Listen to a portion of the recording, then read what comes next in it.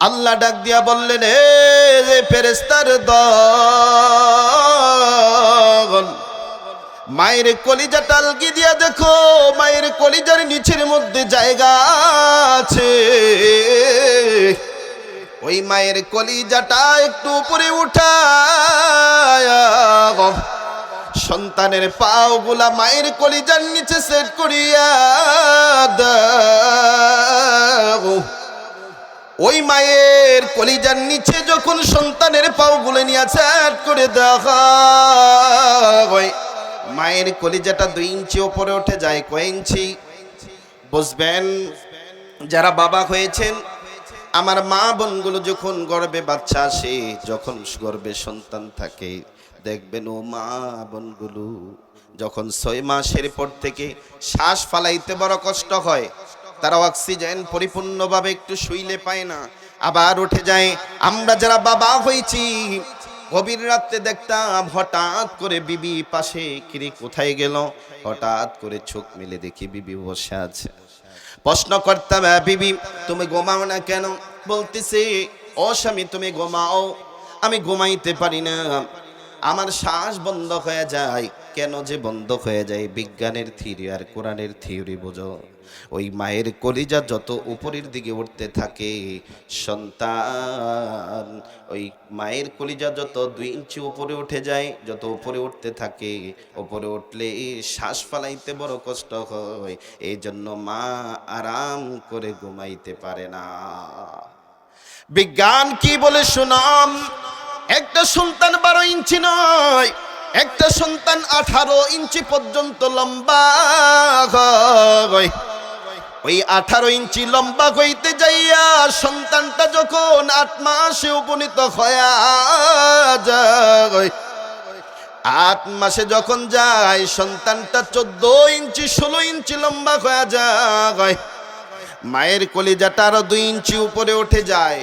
ওই সময় মা হাজার চেষ্টা করলো টানা 2-3 ঘন্টা ঘুমাইতে পারে না, কারণ মায়ের শ্বাস বন্ধ হয়ে যায়, ঘুমের বিছানায় শান্তি নাই। এ মুসলমান, যখন 18 ইঞ্চিতে পৌঁছে যায়, ওই মায়ের কলিজা আরো উপরের দিকে উঠতে থাকে, মা পরিপূর্ণভাবে শ্বাস ফেলাইতে পারে না। ও মুসলমান, মেডিকেল সায়েন্স প্রমাণ করে, মায়ের গর্ভে থাকা অবস্থা একটা সন্তান মায়ের কলিজার মধ্যে 4,500 লাথি মারছে। কত হাজার? কথা বলতে হবে, কত হাজার? 4,500 লাথি আমি আব্দুল কাইয়ুম আল আজাদ আমার মায়ের কলিজার মধ্যে মেরেছি। আপনি আব্দুর রহিম করিম আপনিও মেরেছেন। এই 4,500 লাথির মধ্যে 3টা ঐতিহাসিক লাথি আছে রে মুসলমান, শোনো। এই 3টা ঐতিহাসিক লাথি হলো, যখন সন্তান জমিনের মধ্যে আসবে, মাথা থাকে উপরের দিকে, পাওগুলা নিচে, আল্লাহর হুকুমে একটা ফেরেশতা মায়ের গর্ভে পাঠিয়ে দেওয়া হয়।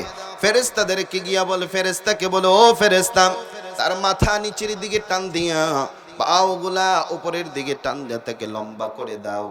যখন লম্বা করে দেওয়া হয়, মায়ের কলিজার মধ্যে যখন সন্তানটা লাথি মারে, মায়ের যেই থলেটা, এটা 7 পল্লা বিশিষ্ট হয়। কত পল্লা? 7 পল্লা আবরণ বিশিষ্ট হয়। ওই লাথির সাথে 7 পল্লাটা ভেঙে ছিঁড়ে যায়। ছিঁড়ে যাওয়ার কারণে পানি বের হয়, পানি আর পানি। এজন্য আমার সদ্য মা বোনেরা বলে, পানি বাংলা মুরব্বী আছেন, আমার মা বোনেরা শুনতেছেন, বলে কি বলে না? বলে কি বলে না? 2 নম্বরে যখন জমিনের মধ্যে আসবে রে সন্তান,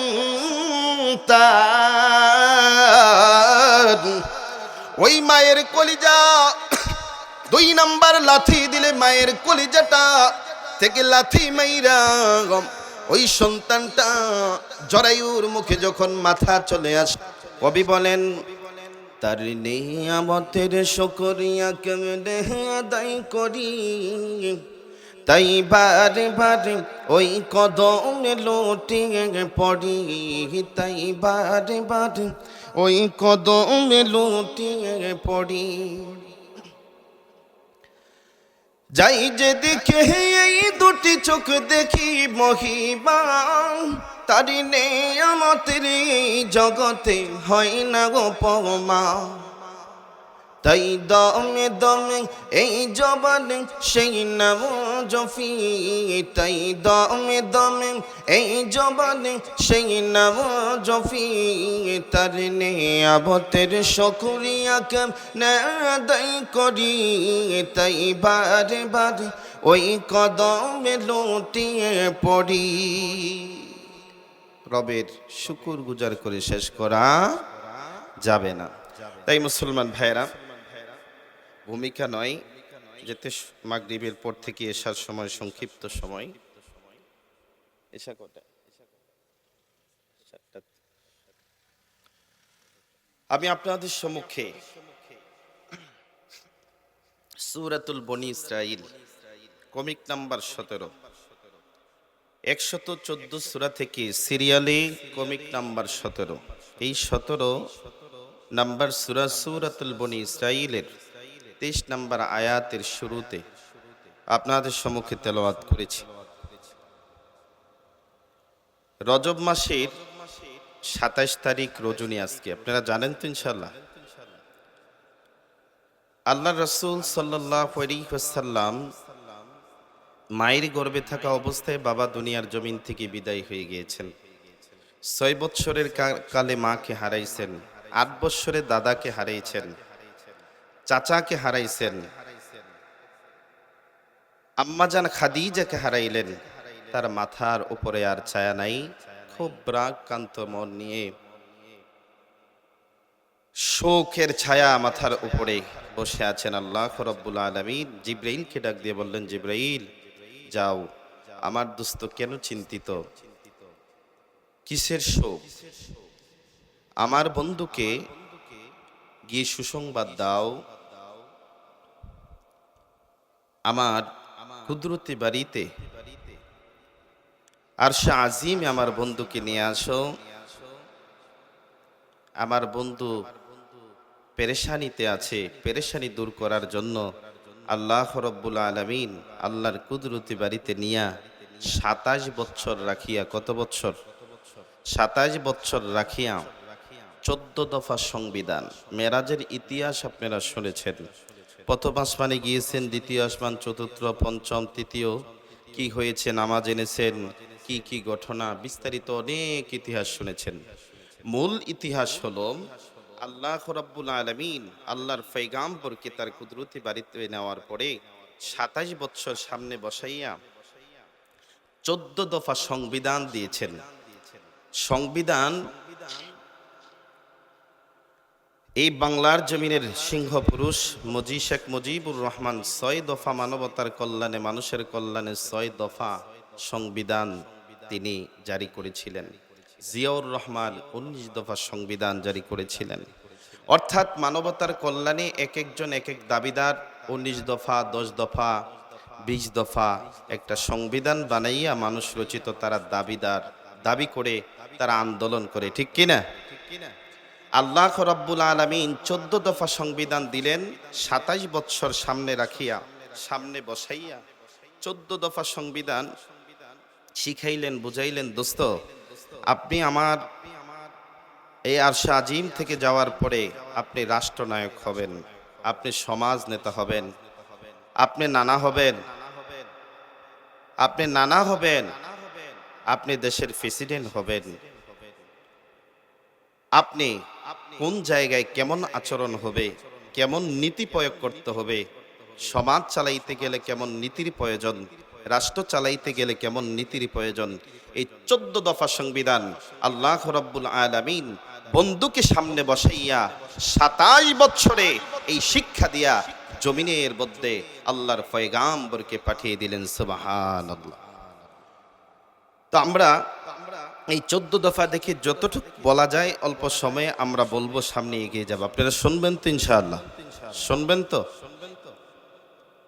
এই 14 দফা সংবিধানের মধ্যে সর্বপ্রথম যে সংবিধান, আল্লাহ পাক বলেন 13টা সংবিধান মানবতার কল্যাণে বান্দাবান্দির জন্য জমিনে আমি দিলাম, একটা সংবিধান আমি আল্লাহর জন্য অক্ষ করে নিলাম। কয়টা? একটা। আল্লাহ পাক বলেন বিসমিল্লাহির রহমানির রহিম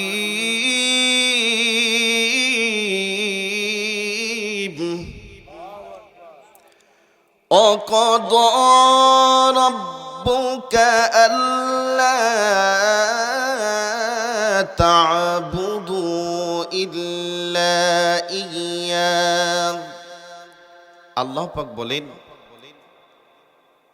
পৃথিবীর মানুষ, হে বন্ধু আপনি বলে দেন, আমি প্রভুর পক্ষ থেকে আইন, আমি প্রভুর পক্ষ থেকে আদেশ হচ্ছে,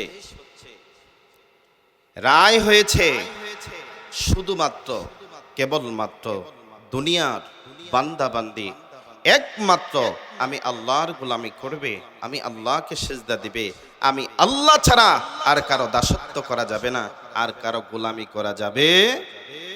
এজন্য মুসলমান শোনো, আল্লাহ রাব্বুল আলামিন বললেন, কদরে করতে হলো ওসিয়ত। আল্লাহ রাব্বুল আলামিন আল্লাহর পক্ষ থেকে, প্রভুর পক্ষ থেকে আইন জারি হয়ে গেল। এই দুনিয়ার জমিনের মধ্যে, বাংলার জমিনের মধ্যে যদি আপনি আইন বিভাগের দিকে তাকান, সর্বনিম্ন আইনের শাখায় আপনি যে নিম্নমানের আদালত, উপজেলা কর্তৃক যে আদালত, থানায় মামলা করলেন, রায় হয়ে গেল। আপনার যদি পছন্দ না হয়, দেশের আইনকে সম্মান করে আপনি বলা লাগবে, আমি আইনকে সম্মান করি, তবে আমার বিচারটা মনে হয় আমার বুঝে হয় নাই, আপনি উচ্চ আদালতে যাওয়ার জন্য চেষ্টা করবেন। জজ কোর্টে গিয়ে মামলা করলেন, আপিল করলেন, আপিল করার পরে আপনার পক্ষে রায় আসে নাই, তারপরও আপনি বললেন এই রায় আমার পক্ষে আসে নাই, তবে আমি বাংলার আইনকে আমি সম্মান করি, এই দেশের আইন বিভাগকে আমি সম্মান করি, তবে রায়টা আমার পক্ষে হয় নাই, আমি এর উচ্চ আদালতে যেতে চাই। আপনি হাইকোর্টে গেলেন, হাইকোর্টে যাওয়ার পরে আপিল করলেন, আপিল করার পরে আপনার পক্ষে রায় আসে নাই, তাও আপনি বেজার হয়ে বললেন আমি এর উচ্চ আদালত, বাংলাদেশের সর্বোচ্চ আদালত সুপ্রিম কোর্টে আপনি গেলেন, যাওয়ার পরে আপিল করলেন, আপিল করে বললেন যে আমি এই আপিল করে আমি যেই রায় আসে ওই রায়ে দেখতেছি আমার পক্ষে আসে কিনা। সুপ্রিম কোর্টের রায় হওয়ার পরে আর কোনো আপিলের সুযোগ নাই, সর্বোচ্চ আদালত, ওই আদালতের রায় হয়ে গেল। এ মুসলমান শোনো, তারপরে আর কোনো সুযোগ নাই। আল্লাহ পাক বলেন, অকদা রব্বুকা আল্লা তা'বুদু ইল্লা ইয়্যাহ। আল্লাহ পাক বলেন, বান্দারে আমি রবের পক্ষ থেকে আইন জারি হয়ে গেল, আদেশ হয়ে গেল, এই আমার আদেশের উপরে কোনো আপিল চলবে না, কোনো ঘোষণা চলবে না, কোনো কেন চলবে না, কোনো কেন নাই, কেন না গাই। আতিউল্লাহ ওয়া আতিউর রাসূল উলিল আমরি মিনকুম। আতিউল্লাহ, আল্লাহর আনুগত্য করতে যাইয়া কোনো কেন শব্দ ব্যবহার চলবে না, কোনো সন্দেহ পোষণ করা যাবে না। ওয়া আতিউর রাসূল, ওয়া আতিউ শব্দ আছে, আতিউল্লাহ এখানেও আতিউ আছে, ওয়া আতিউর রাসূল ওই জায়গায় ওয়া আতিউ আছে। এই আতিউ দ্বারা বোঝানো হয়েছে, মুসলমান শোনো, আল্লাহর আইন, আল্লাহর বন্ধু পয়গম্বরের ঘোষণা, কখনো কেন কোনো প্রশ্ন করা যাবে না। যেই জায়গায় শরীয়তের বিধান, আল্লাহর রাসূলের আইন এসেছে, আল্লাহর হুকুম জারি হয়েছে, ওই জায়গায় কেন শব্দ বাদ দিয়ে সাথে সাথে মেনে নেওয়ার নাম হলো ঈমান। এ মুসলমান শোনো, উলিল আমরি মিনকুম, এই ৩ নম্বরে আল্লাহ পাক বলেছেন তোমাদের মধ্যে যারা দায়িত্বশীল তাদের হুকুম মানো, তবে এখানে শর্ত আছে বাবা, কোনো কেন 24টা ঘন্টায় মুমিন আপনার পছন্দ না হইলে কেন বলার সুযোগ আছে। তবে ওই দায়িত্বশীল ব্যক্তি আপনি, আমি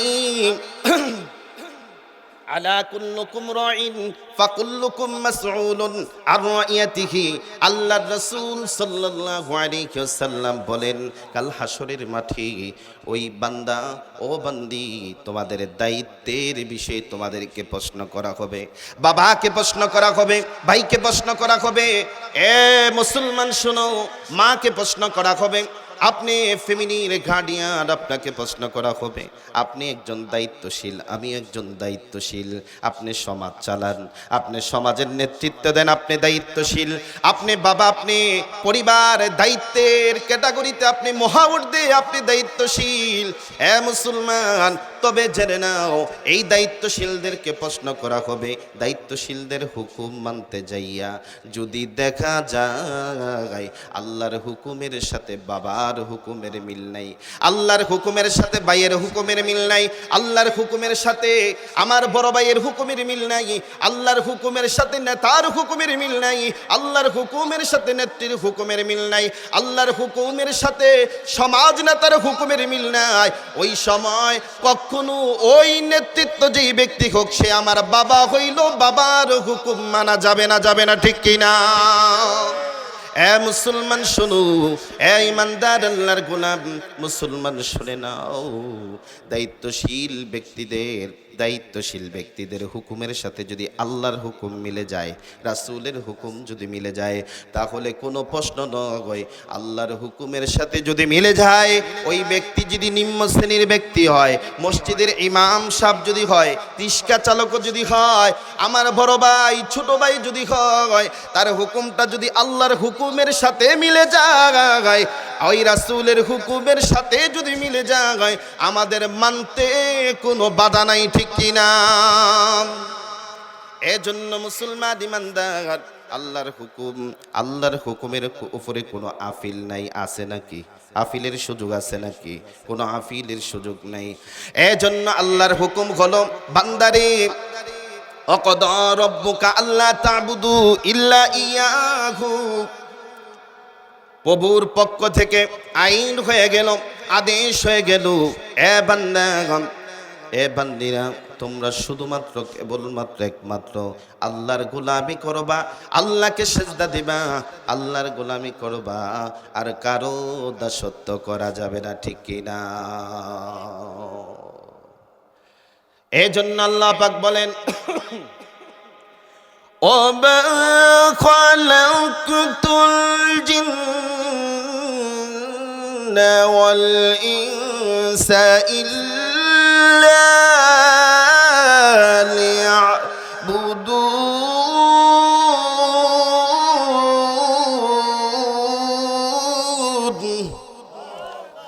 আল্লাহ পাক বলেন, মানুষ এবং জিন্নাতকে আমি সৃষ্টি করলাম একমাত্র আমি আল্লাহর গোলামির জন্য, শুধুমাত্র আমি আল্লাহর গোলামির জন্য। আর 18,000 মাখলুকাতকে সৃষ্টি করলাম এই দুইটা জাতির গোলামি করার জন্য। সুবহানাল্লাহ। আল্লাহর গোলামি দরকার আছে না নাই? আছে না নাই?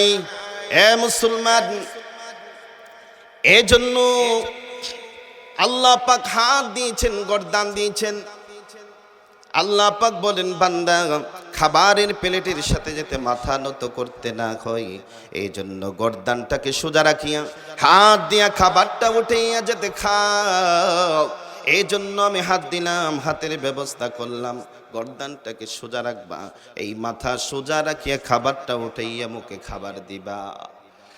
অথচ খাবারের প্লেটের কাছেও মাথা নত করা যাবে নাম। মুসলমান, 2 নাম্বার সংবিধান, যেতে সময় অল্প, 2 নাম্বার সংবিধান কয় নাম্বার গেছে? কয় নাম্বার? 1 নাম্বার সংবিধান কি? শুধুমাত্র কেবলমাত্র একমাত্র আল্লাহর গোলামি করব, আল্লাহর দাসত্ব করব, আল্লাহর গোলামি ছাড়া কোনো মানুষের কোনো তাগুদের গোলামি করা যাবে না, ঠিক কিনা? 2 নাম্বার সংবিধান হলো ওয়াবিল ওয়ালিদাইনি ইহসানা।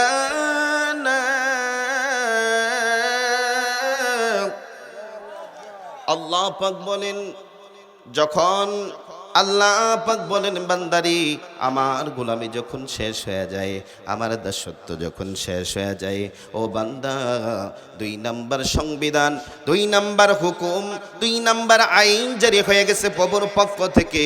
যখন রবের গোলামি শেষ হয়ে যাবে, 2 নাম্বার আল্লাহর হুকুম হলো, তোমরা মা বাবার প্রতি ইহসান করো, মা বাবার খেজমত করো। সুবহানাল্লাহ। পিতা মাতার খেজমতের হুকুম কয় নাম্বার সংবিধান? 2 নাম্বার সংবিধান। হে মুসলমান, গল্প কিসসা কাহিনী কতই শুনেছেন, কোরআন থেকে কথা শুনে যান, কোরআন থেকে কথা শুনবেন, নবীর সুন্নাহ থেকে কথা শুনবেন। এই কথাগুলো স্বর্ণ করে গাঁথিয়া রাখবেন, আমলের জিন্দেগির ব্যবস্থা করবেন, তাহলে আল্লাহ রাব্বুল আলামিন ওই বান্দাদের জন্যই জান্নাতের দরজাগুলো খুলে দিবেন। সুবহানাল্লাহ। 2 নাম্বার সংবিধান হলো অবিল ওয়ালিদাইনি ইহসানা, পিতা মাতার প্রতি ইহসান করবে, খেজমত করবে। কার কার খেজমত? আল্লাহর ইবাদত 1 নম্বরে। 2 নাম্বার হলো মা বাবার খেজমত। মা বাবার খেজমত করতে যাইয়া এ মুসলমান, হযরত বাহাস ইবনে হাকিম আল্লাহর রাসূল সাল্লাল্লাহু আলাইহি ওয়াসাল্লামকে প্রশ্ন করলেন, মান আহাক্কু বিহুসনি সাহাবাতি, ইয়া রাসূলুল্লাহ, আমার কাছে সবচেয়ে খেজমতের উপযুক্ত ব্যক্তিকে? আল্লাহর রাসূল সাল্লাল্লাহু আলাইহি ওয়াসাল্লাম বললেন, ক্বালা উম্মুকা, তোমার মা। 2 নম্বরে প্রশ্ন করলেন, কুলতু সুম্মা মান, তারপরে কে? আল্লাহর হাবিব বললেন, ক্বালা উম্মুকা, ক্বালা উম্মুকা। 3 বার মায়ের কথা বলেছেন। কয়বার? 4 নম্বরে বললেন ক্বালা আবুকা, 5 নম্বরে বললেন ক্বালা আদনাকা, আদনাকা। 3 বার মায়ের কথা বলেছেন। 3 বার মায়ের কথা বলার কারণ কি? একটা কারণ আছে না নাই? 3 বার মায়ের কথা বলার কারণ হলো, মায়ের 3টা কষ্ট আছে। এই 3টা কষ্ট বাবা কোনোদিন অনুধাবন করতে পারে নাই, ঠিক কিনা? শুনবেন তো আপনারা? এজন্য মুসলমান, 3টা কষ্ট আমরা বৈজ্ঞানিক থিওরি পর্যন্ত শোনার চেষ্টা করি। আল্লাহ পাক কোরআনে বলেন 3টা কষ্ট কি মায়ের? হামালাতহু উম্মুহু কুরহা। 1 নাম্বার কষ্ট হলো, মা গর্ভে ধরেছেন, পেটে ধরেছেন কে? পেটে ধরেছেন কে? কথা বলতে হবে, কে? মা পেটে ধরেছেন, বাবা কখনো পেটে ধারণ করতে পারে নাই। ওয়াহনান আলা ওয়াহান, ব্যথার পর ব্যথা মা সহ্য করেছেন, বাবা কখনো প্রসবের ব্যথা কি বাবা কখনো বোঝে নাই, ঠিক কিনা? 3 নম্বরে হলো অফিসলুহু ফি আবাইন, মা বুকের স্তন্য বা বুকের দুধ পান করিয়েছেন, বাবা কখনো দুধ পান করানোর কষ্ট বাবা কখনো অনুধাবন করতে পারে নাই, ঠিক কিনা? এবার আসেন মুসলমান, হামালাতু উম্মুহু ওয়াহনান, হামালাতু উম্মুহু কুরহাম, পেটে যেই ধারণ করেছেন, মেডিকেল চান্স। বিজ্ঞান কি বলে এবার শোনেন। বিজ্ঞান বলে মেডিকেল চান্স, যারা যে মেডিকেলের স্টুডেন্ট থাকেন, যদি এখানে থাকেন বুঝতে পারবেন। মেডিকেল চান্স বিজ্ঞান বলে মায়ের যে বাচ্চা রাখার জন্য বাচ্চা যেই ব্যাগটা, যেই থলেটা, এটা 12 ইঞ্চি। বাচ্চার যেই থলেটা 7 পল্লা বিশিষ্ট যেই ব্যাগ, ওই ব্যাগটা 12 ইঞ্চি লম্বা হয়। কত ইঞ্চি? কত ইঞ্চি লম্বা হয়? 12 ইঞ্চি লম্বা হয়। মুসলমান শোনো, বাচ্চাটা যখন 6 মাসে উপনীত হয়ে যায়, 6 মাস হওয়ার পরে ওই বাচ্চা মায়ের গর্ভের মধ্যে 2 ইঞ্চি যখন 12 ইঞ্চি হয়ে যায়, 12 ইঞ্চি হওয়ার পরে, 12 ইঞ্চি যখন হয়ে যায়, ওই সন্তানের বাচ্চা স্থলের মধ্যে আর কোনো জায়গা নাই। এখন কোথায় জায়গা দিবে? মায়ের গর্ভের মধ্যে 2 জন ফেরেশতা ডিউটি আছে। আল্লাহ ডাক দিয়া বলে, ও ফেরেশতারা, দেখ মায়ের গর্ভের মধ্যে গিয়ে দেখ বাচ্চা স্থলে যে সমান পরিমাণে জায়গা, আর কোন জায়গার ব্যবস্থা নাই। এখন কোথায় আমি নিয়ে পাও গুলা সেট করে দেব? আল্লাহ ডাক দিয়া বললেন, হে ফেরেশতার দল, মায়ের কলিজা টালকি দিয়া দেখো, মায়ের কলিজার নিচের মধ্যে জায়গা আছে। ওই মায়ের কলিজাটা একটু উপরে উঠায় সন্তানের পাও গুলা মায়ের কলিজার নিচে সেট করিয়া দাও। ওই মায়ের কলিজার নিচে যখন সন্তানের পাওগুলো নিয়ে চাট করে দেখা হয়, মায়ের কলিজাটা 2 ইঞ্চি উপরে উঠে যায়। কয় ইঞ্চি বুঝবেন? যারা বাবা হয়েছেন, আমার মা বোনগুলো যখন গর্ভে বাচ্চা আসে, যখন গর্ভে সন্তান থাকে, দেখবেন ও মা বোনগুলো যখন 6 মাসের পর থেকে শ্বাস ফালাইতে বড় কষ্ট হয়, তারা অক্সিজেন পরিপূর্ণভাবে একটু শুইলে পায় না, আবার উঠে যায়। আমরা যারা বাবা হয়েছি, গভীর রাত্রে দেখতাম হঠাৎ করে বিবি পাশে, কিরে কোথায় গেল, হঠাৎ করে চোখ মেলে দেখি বিবি বসে আছে। প্রশ্ন করতাম, বিবি তুমি ঘুমাও না কেন? বলতেছে, ও স্বামী তুমি ঘুমাও, আমি ঘুমাইতে পারি না, আমার শ্বাস বন্ধ হয়ে যায়। কেন যে বন্ধ হয়ে যায়? বিজ্ঞানের থিওরি আর কোরআনের থিওরি বোঝো। ওই মায়ের কলিজা যত উপরের দিকে উঠতে থাকে, সন্তান ওই মায়ের কলিজা যত 2 ইঞ্চি উপরে উঠে যায়, যত উপরে উঠতে থাকে, উপরে উঠলে শ্বাস ফালাইতে বড় কষ্ট হয়। এই জন্য মা আরাম করে ঘুমাইতে পারে না। বিজ্ঞান কি বলে শুনাম, একটা সন্তান 12 ইঞ্চি নয়, একটা সন্তান 18 ইঞ্চি পর্যন্ত লম্বা হয়। ওই 18 ইঞ্চি লম্বা হইতে যাইয়া সন্তানটা যখন 8 মাসে উপনীত হয়ে যায়, 8 মাসে যখন যায় সন্তানটা 14 ইঞ্চি 16 ইঞ্চি লম্বা হয়ে যায়, মায়ের কলিজাটা আরো 2 ইঞ্চি উপরে উঠে যায়। ওই সময় মা হাজার চেষ্টা করলো টানা 2-3 ঘন্টা ঘুমাইতে পারে না, কারণ মায়ের শ্বাস বন্ধ হয়ে যায়, ঘুমের বিছানায় শান্তি নাই।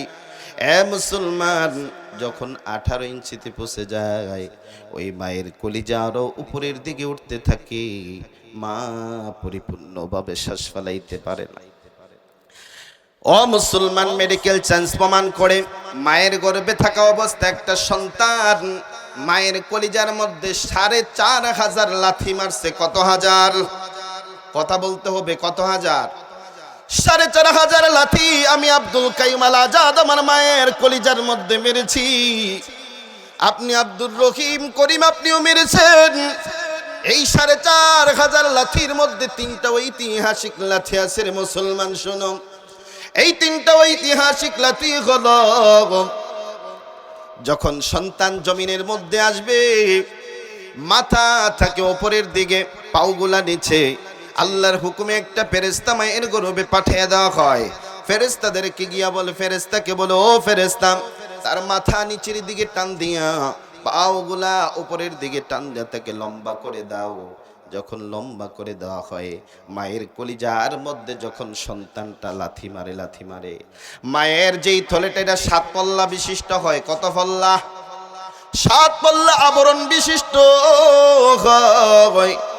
ওই লাথির সাথে 7 পল্লাটা ভেঙে ছিঁড়ে যায়। ছিঁড়ে যাওয়ার কারণে পানি বের হয়, পানি আর পানি। এজন্য আমার সদ্য মা বোনেরা বলে, পানি বাংলা মুরব্বী আছেন, আমার মা বোনেরা শুনতেছেন, বলে কি বলে না? বলে কি বলে না? 2 নম্বরে যখন জমিনের মধ্যে আসবে রে সন্তান,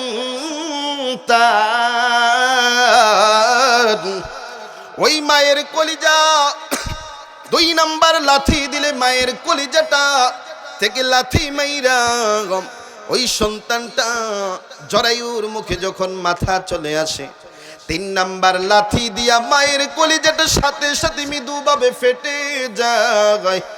সন্তান জমিনের মধ্যে চলে আসে। চলে আসার পরে মা, অনেক মা বোনদের জ্ঞান থাকে না, বেহুশ হয়ে যায়।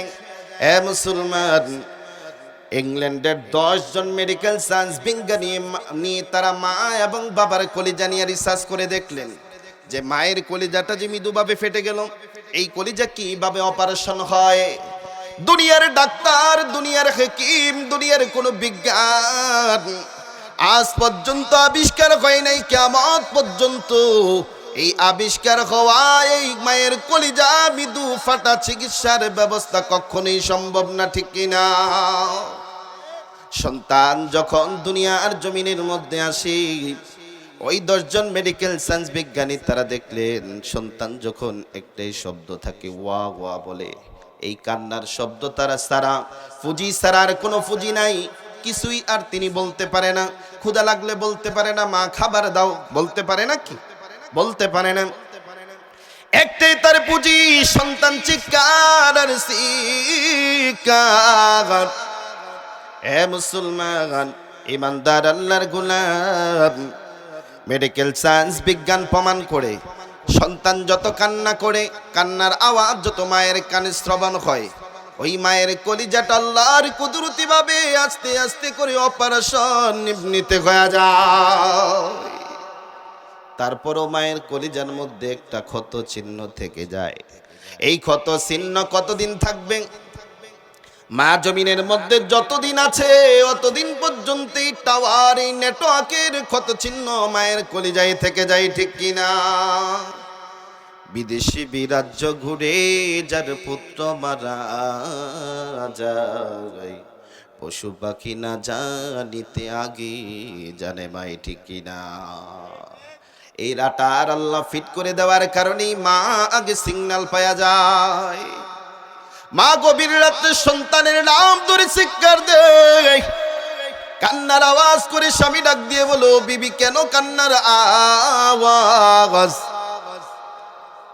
বিবি ডাক দিয়ে বলে, স্বামী গো, আমার সন্তানটা মনে বড় কষ্টে আছে, কষ্টে আছে গো, আমার সন্তানটা মনে বড় কষ্ট আছে। ওই কষ্টে অনুধাবন মায়ের কলিজায় সিগন্যাল মেরে দেওয়া হয়, ঠিক কিনা? এই জন্য মুসলমান ইমানদার আল্লাহর গোলাম মহানান আলা ওয়াহান, ব্যথা একটা ব্যথার পর ব্যথা মা সহ্য করেছে, বাবা সহ্য করে নেই। এ মুসলমান শুনো, একটা সাধারণ মানুষ 45 ইউনিট পর্যন্ত ব্যথা সহ্য করা সম্ভব, আর মা পাখিটি জানো একটা সন্তান জন্ম দিতে যাইয়া 57 ইউনিট পর্যন্ত ব্যথা সহ্য করেছে। মা 57 ইউনিট পর্যন্ত ব্যথা সহ্য করেছে। এ মুসলমান, এই ব্যথা মা সহ্য করেছে। আজ ওই মাকে বুড়া বলো, মাকে বুড়ি বলো, বাবাকে বুড়া বলে আজকে সম্বোধন করে করে করে রেখে দেওয়া হয়। মায়ের ইজ্জত, বাবার সম্মান, মায়ের সম্মান বর্তমান যুগের ছেলে মেয়েদের কাছে নাই, ঠিক কিনা? 3 নম্বরে বাবা ওয়াফিসালুহু ফি আমাইন, 3 নম্বর যেই কষ্ট, মা বুকের দুধ পান করায়, বাবা বুকের দুধ পান করায় না। এই বুকের দুধ পান করাইতে যাইয়া সন্তান জমিনে আসার 6 মাস আগে আল্লাহ রাব্বুল আলামিন মায়ের স্তনের মধ্যে খাবারের ব্যবস্থা করে দিলেন। এমন একটা ফ্লাক্সের ব্যবস্থা করলেন, দুনিয়ার ফ্লাক্সগুলো 24 ঘন্টা 72 ঘন্টা গরম থাকে, তারপরে আর থাকে না। আল্লাহ পাক এমন ফ্লাক্সের ব্যবস্থা করেছেন, রব্বুল আলামিন এমন ফ্লাক্সের ব্যবস্থা করলেন, ওই ফ্লাক্স 1 দিন 2 দিন 1 ঘন্টা 2 ঘন্টা নয়, 18 মাস 2 বছর পর্যন্ত মায়ের বুকের মধ্যে সন্তানের জন্য আল্লাহর কুদরতি খাবার দুধ গরম করে রেখে দেয়, ঠিক কিনা? আল্লাহ পাক বিজ্ঞানী, আল্লাহ পাক জানি মায়ের স্তনের মাথার মধ্যে যদি একটা ছিদ্র হয়, ওই ছিদ্র দিয়া যদি সন্তান দুধ পান করে, তার কচি কণ্ঠনালী দুধ যদি বেশি যায়, ওই সন্তান শ্বাসরুদ্ধ হয়ে দুনিয়ার জমিন থেকে বিদায় হয়ে যাবে। আল্লাহ রাব্বুল আলামিন মায়ের স্তনের মাথার মধ্যে সূক্ষ্ম সূক্ষ্ম ভাবে 32টা ছিদ্র করে দিয়েছেন। কয়টা? 32টা ছিদ্র করলেন, যাতে দুধ এমন ভাবে আসে, সন্তান যাতে দুধ টান দিলে, প্রাণ করলে যাতে কোনো প্রকার সমস্যা না হয়, ঠিক কিনা? এই 3টা কষ্ট মায়ের। বাবার একটা কষ্ট, মা পেটে ধারণ করেছে, বাবা মাথায় ধারণ করেছে। কথা কি বুঝেছেন? বাবা মাথায় ধারণ করেছে, যদি মাথায় ধারণ না করত, ফজরের পরে বাবা রদে পরে বৃষ্টিতে ভিজিয়া দেশ হতে দেশ দেশান্তরে সন্তানের পেরেশানি। এই সন্তানকে স্কুল কলেজ ইউনিভার্সিটিতে পড়াইতে হবে, মাদ্রাসায় পড়াইতে হবে, তাকে মানুষের মতো মানুষ বানাইতে হবে, তার পরীক্ষার ফি দিতে হবে, সেমিস্টার ফি দিতে হবে, তাকে বড় বুজুর্গ আলেম মুহাদ্দিস মুফাসসির বানাইতে হবে। এই চিন্তা 24টা ঘন্টা বাবার মাথায় আছে না নাই? আছে না নাই? এজন্য যুবকের দল, মা ছাড়া জমিনে আপনি আসতে পারেন নাই, বাবা ছাড়া জমিনে আপনি আসতে পারেন নাই, আমি আব্দুল কাইয়ুম আজাদও আসতে পারি নাই। এই সন্তানের দল, এই হাসনাগানা, এই হাসনাবাদ, এই যুবকের দল, মুসলমানের দল, অন্তরের কান দিয়া অনুধাবন করো। মা কেমন সম্পদ, বাবা কেমন সম্পদ। আল্লামা জালালউদ্দিন রুমি বলেন, এই জমিনটাকে যদি বিক্রি করেও দাও, এমন একটা মার্কেট পাইবা না, এমন একটা মার্কেট খুঁজে পাইবা না যেই মার্কেটের মধ্যে মা ক্রয় করতে পারবা, বাবা ক্রয় করা সম্ভব হবে না, ঠিক কিনা? এ মুসলমান ইমানদার আল্লাহর গোলাম,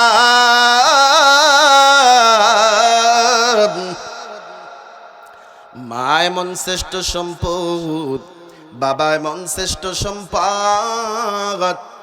আল্লাহর রাসূল বললেন, হুমা জান্নাতুকা ওয়া নারুক, মা বাবাই জান্নাত, মা বাবাই সন্তানের জন্য জাহান্নাম।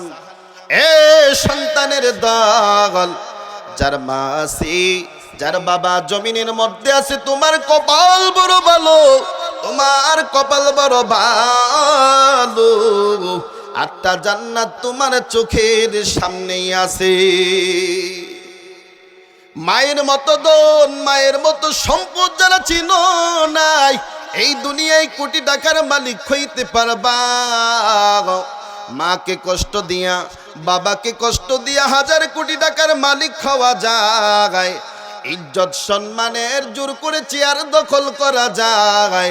আল্লাহর কুদরতি ফয়সালায় দুনিয়ার জমিন থেকে বিদায় হওয়ার আগে লাঞ্ছিত বঞ্চিত হইয়া জুতার মালা গলায় পরায়া, ইজ্জত সম্মান হানি হইয়া লাঞ্ছিতর চেয়ারের মধ্যে বসায়া আল্লাহ পাক দুনিয়ার জমিন থেকে বিদায় করে দেয়, ঠিক কিনা? এই জন্য সন্তানের দল, এই মা এত মূল্যবান সম্পদ। তুমি সাধারণ দুনিয়ার জমিনে গোল্ডেন স্বর্ণ অলংকারকে তুমি এমন সিন্ধুকে রাখো, তালা 2-3টা লাগায় কি লাগায় না, সেফটি জায়গায় রাখে। অথচ এই দুনিয়ার মধ্যে শ্রেষ্ঠ সম্পদ তোমার মা, তোমার বাবা। মা বাবার মতো শ্রেষ্ঠ সম্পদ তো আর কিছু নাই। ওই মাকে তুমি 1000 কোটি টাকার বাড়ি করলা, টাইস করলা, ডুপ্লেক্স বাড়ি করলাম, টাইস করে সাজাইয়া, কিছু বদনসিব কপাল পোড়া সন্তান আজ সমাজের মধ্যে আছে। ওই মাকে একটা কুড়ের ঘরে, ওই বারিন্দায় পাশে একটা কুড়ের ঘরের মধ্যে মা এবং বাবাকে রেখে দেওয়া হয়, ঠিক কিনা? এ বদনসিব কপাল তোর পড়ে গেছে, তুই জেনে না। ওই মা তো তোমার শ্রেষ্ঠ সম্পদ। তোমার ঘরের উত্তম যেই রুমটা, উত্তম যেই বাড়িটা, ঘরটা, ওই জায়গায় তো মাকে বাবাকে রাখার কথা, ঠিক কিনা? অনেক সন্তান চিন্তা করে মা বৃদ্ধ হয়ে গেছে, বাবা বৃদ্ধ হয়ে গেছে, ওই মা পোশাক ময়লা হয়ে যায়, কাপড় ময়লা হয়ে যায়, প্রস্রাব পায়খানা করে। মাকে তো এই এত সুন্দর মূল্যবান ঘরের রুমে রাখা যাবে না, বাবাকে রাখা যাবে না। এই সন্তান একটু ব্রেন, আফালা তাতাফাক্কারুন, একটু চিন্তা করো, একটু গবেষণা করে দেখো। তুমি যখন ছোট্ট ছিলা, তুমি তো এই সময় কিছুই বলতে পারতা না, বিছানায় শুইয়া শুইয়া প্রস্রাব করে দিতা, পায়খানা করে দিতা। আমি একদিন গভীর রাতে দেখি, হঠাৎ করে ফজরের আগে তাহাজ্জুদ পড়ার জন্য উঠলাম, উঠে দেখি আমার বিবি সামনে একটা বালতি, ওই বালতির মধ্যে দেখলাম ছোট ছোট অনেকগুলা খাতা। ঘুমানোর আগে এত খাতা দেখি নাই, ঘুমানোর এই গভীর রাত্রে ওইটা দেখে এত খাতা। জিজ্ঞাসা করলাম এত খাতা?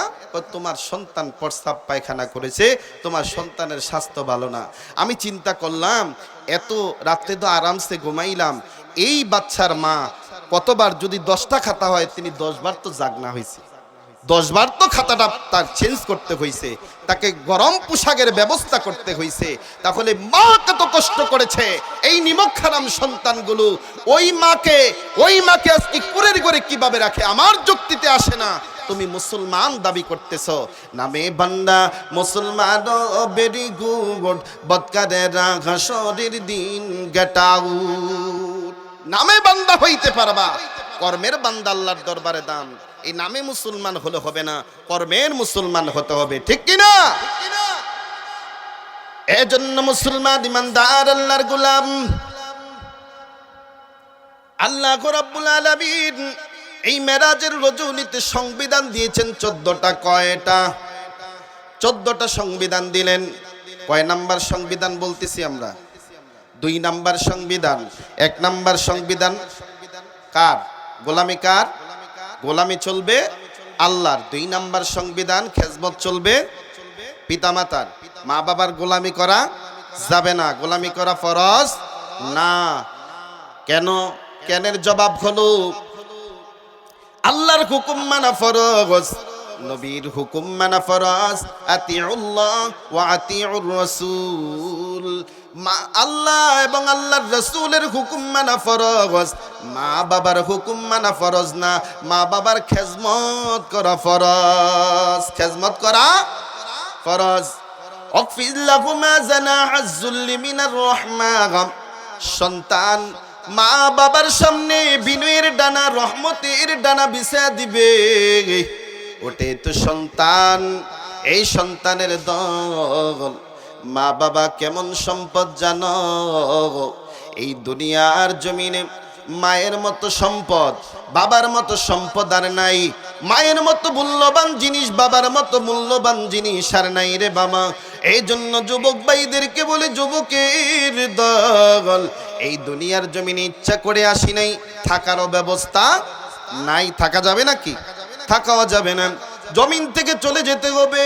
তবে আজকে বলে যাই, এই রজবের 27তম রজনী, আজকে মেরাজের রজনীতে মুসলমান বলে যায়, মা বাবাকে যারা কষ্ট দিছো, মা বাবাকে যারা আঘাত করেছো, মা বাবার সন্তানের প্রতি যদি মা কষ্ট পেয়ে থাকে, বাবা যদি কষ্ট পেয়ে থাকে, বাইতুল্লাহ যদি তুমি 1000 বার দৌড়াও, ওই 5 ওয়াক্ত সালাত যদি তুমি ঘষতে ঘষতে কপাল ক্ষয় করে ফেলো, একটা সেজদা আল্লাহর দরবারে কবুল হবে না।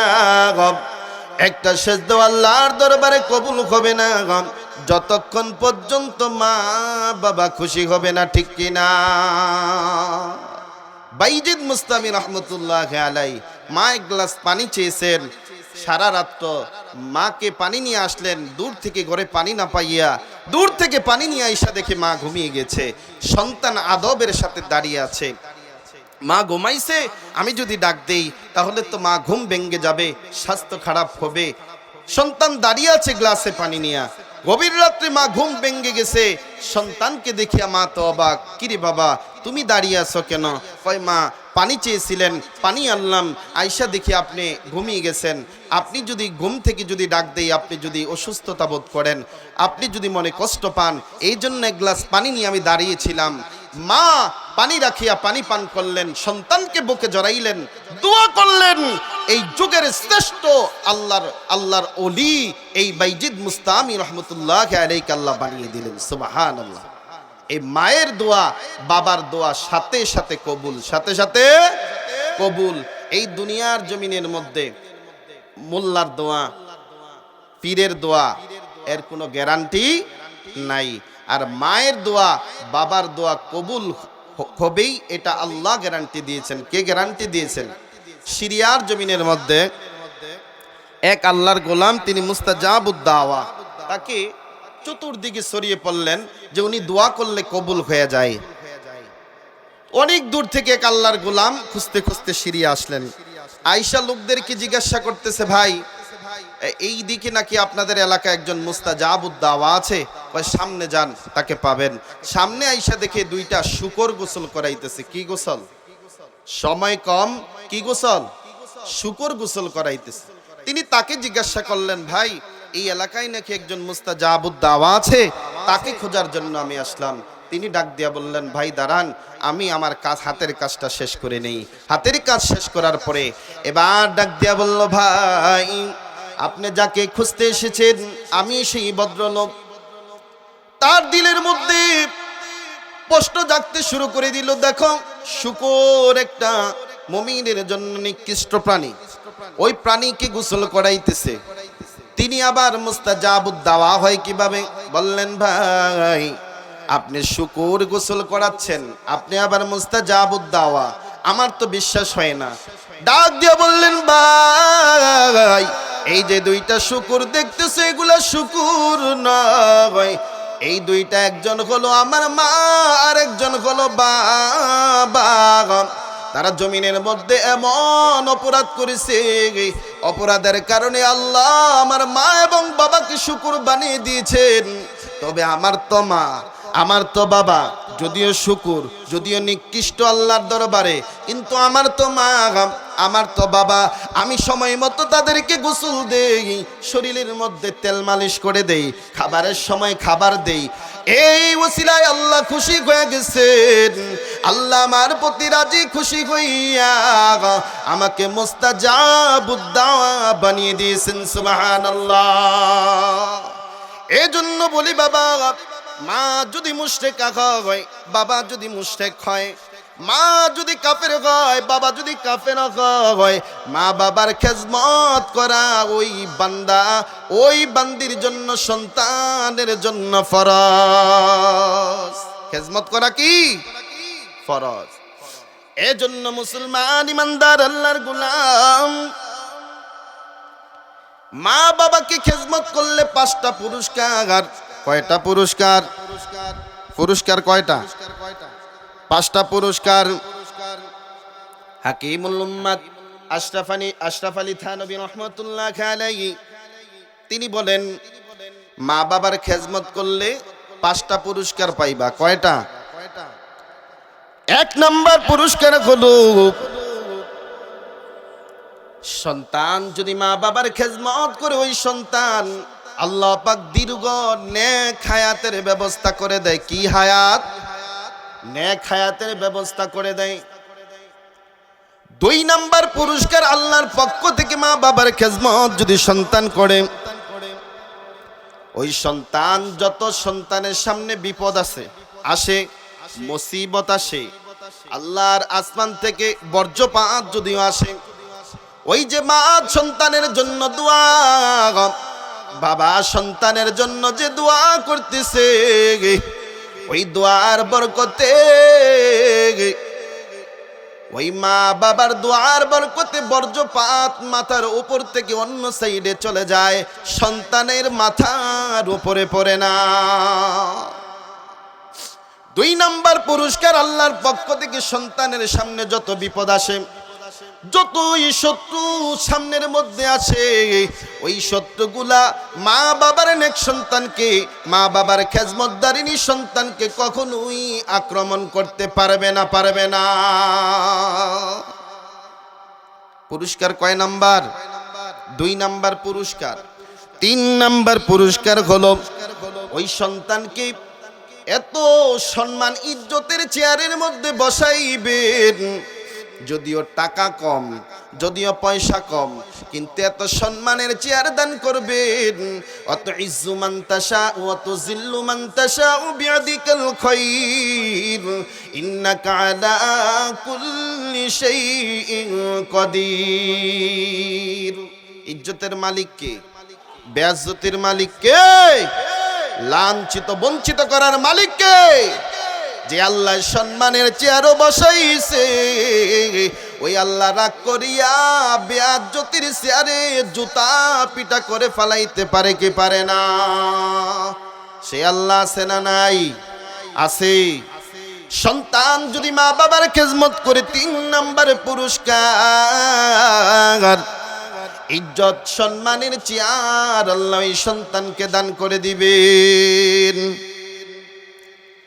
4 নাম্বার, ওই সন্তান যদি অর্থ কম, সম্পদ কম, তার কপালে হজের মকবুল হজ, বড় হজ, আল্লাহর বাইতুল্লাহ জিয়ারত নসিব হয়ে যাবে। সুবহানাল্লাহ। মা বাবার খেজমত যদি সন্তান করে, ওই সন্তানকে আল্লাহ রাব্বুল আলামিন হজ যেই কোনো মাধ্যমে, যেই কোনো উসিলায়, অনেক দরিদ্র লোক দেখবেন, অন্যান্য হঠাৎ করে এক বুজুর্গ লোক সামনে দেখা হয়েছে, টাকাওয়ালা লোক দেখা হয়েছে, কয় ভাই আপনাকে আমি হজ করাইতে চাই। বিভিন্ন কৌশলতার মাধ্যমে আল্লাহ পাক উসিলা করে বাইতুল্লাহ পৌঁছায়া দেয়, ঠিক কিনা? এর জন্য 4 নাম্বার পুরস্কার, মা বাবার খেজমত যদি সন্তান করে গো, 4 নাম্বার পুরস্কার হলো সন্তান হজ আল্লাহর বাইতুল্লাহ। আল্লাহ রাব্বুল আলামিন রহমতের ছায়াতলে বেষ্টন করে ওই সন্তানকে বাইতুল্লাহ পৌঁছে দেবে। সুবহানাল্লাহ। 5 নাম্বার, যেই পুরস্কার আল্লাহ দান করবেন, সন্তান যখন মৃত্যুর বিছানায় শুয়ে যাবে, মৃত্যুর বিছানায় যখন সন্তান শুয়ে যায়, ওই সময়টা বড় কষ্টের। শরীরের 70,000 রগগুলো ঠাস ঠাস করে ছিঁড়ে যায়।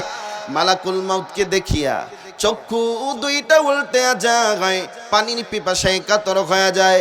ওই কষ্টের সময়, ওই বিপদের সময় আশেপাশের লোকগুলা, ভাই সামনে বসে থাকে, বোন সামনে বসে থাকে, মা বাবা সামনে বসে থাকে, কেউ কোনো সহযোগিতার হাত বাড়াইতে পারে না, কেউ কোনো ওই দিন ওই বিপদের সময় কেউ কোনো সুপারিশ করতে পারবে না, কোনো উপকারে আসবে না। ওই সময় যদি সন্তানগুলা যদি মা বাবার খেজমত করে থাকে, হযরত আলকামার ইতিহাস আপনারা শুনেছেন, মায়ের সাথে বেয়াদবির কারণে মৃত্যুর সময় কালিমা নসিব হয় না, অনেক কষ্টের মধ্যে আছে। সাহাবীরা আয়েশা রাসূলকে বললেন, ইয়া রাসূলুল্লাহ, আপনার সাহাবী আলকামার মৃত্যুর সময় কালিমা আসতেছে না, বড় কষ্ট পেইতেছে। রাসূল গিয়া বললেন, তার মা বাবা কেউ জীবিত আছে কিনা? কয় হ্যাঁ, মা বেঁচে আছে।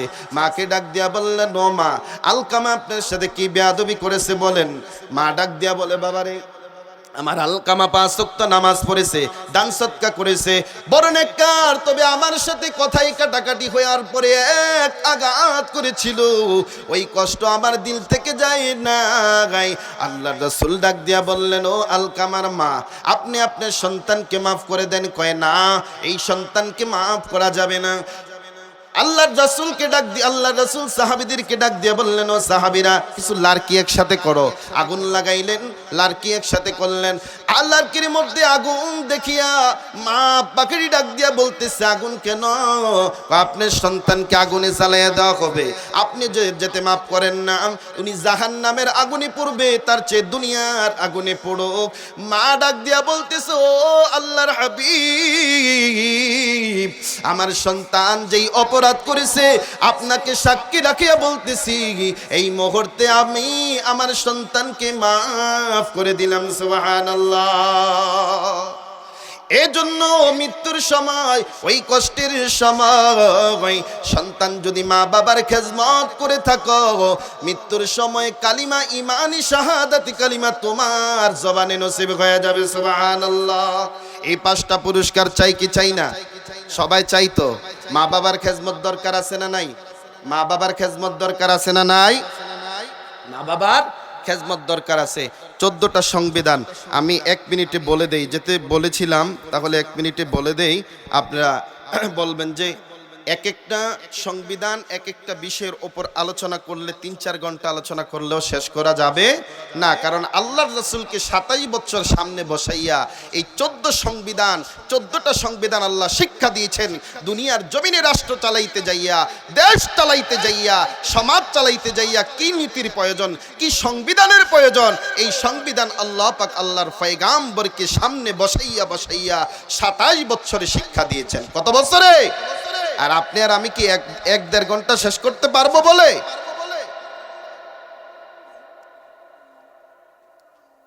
বলে দিই 1 মিনিটে। এই 14 দফা সংবিধানের মধ্যে 1 নাম্বার হলো আল্লাহর গোলামি আল্লাহর দাসত্ব 1 নম্বরে। কার দাসত্ব? গোলামি কার? 2 নম্বরে হলো পিতামাতার খেজমত।